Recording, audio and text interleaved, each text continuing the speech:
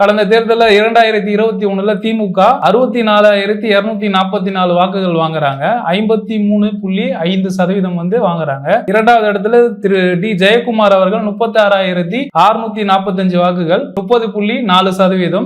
அதுக்கப்புறம் பாத்தீங்கன்னா மூன்றாவது இடத்துல எஸ் குணசேகர் 8,166 வாக்குகள் 6.79 மக்கள் நீதி மையம். அதுக்கப்புறம் பாத்தீங்கன்னா நான்காவது இடத்துல பாத்தீங்கன்னா எஸ் கமல்ன்றவங்க 7,953 வாக்குகள் 6.61% வாங்குறாங்க. இந்த தொகுதியை நம்ம எப்படி பார்க்கலாம்னா, இது அதிமுகவோட கோட்டையா இருந்த ஒரு தொகுதி தான். இப்பவும் அது அப்படிதான் இருக்கும்னு நினைக்கிறேன். ஏன்னா ஒரு முறை அந்த 2021 எப்பவுமே நான் தொடர்ந்து சொல்ற மாதிரி ஒரு ஆளும் கட்சி இருக்கும்போது அதன் மீது எதிர்ப்பு அலைகள் வந்து வரும். அந்த கடந்த தேர்தலில் பாத்தீங்கன்னா அந்த எதிர்ப்பு அலை அதிகமா இருந்த காரணம் ஒண்ணு. இரண்டாவது பாத்தீங்கன்னா திமுக தொடர்ந்து 2 முறை தோல்வி அடைந்த தேர்தல். நீங்க பாத்தீங்கன்னா 2011 ஆட்சி அது ரொம்ப படுதோல்வி அடைஞ்சாங்க. 2016 தோல்விதான் அடைஞ்சாங்க. 21 தான் கைப்பற்றினாங்க. அதை மக்கள் பாத்தீங்கன்னா தொடர்ந்து 10 ஆண்டுகள் தோத்து இருக்கிறாங்கன்ற ஒரு அவங்க மேல இருக்கிற ஒரு அனுதாப அலையா இருக்கலாம்.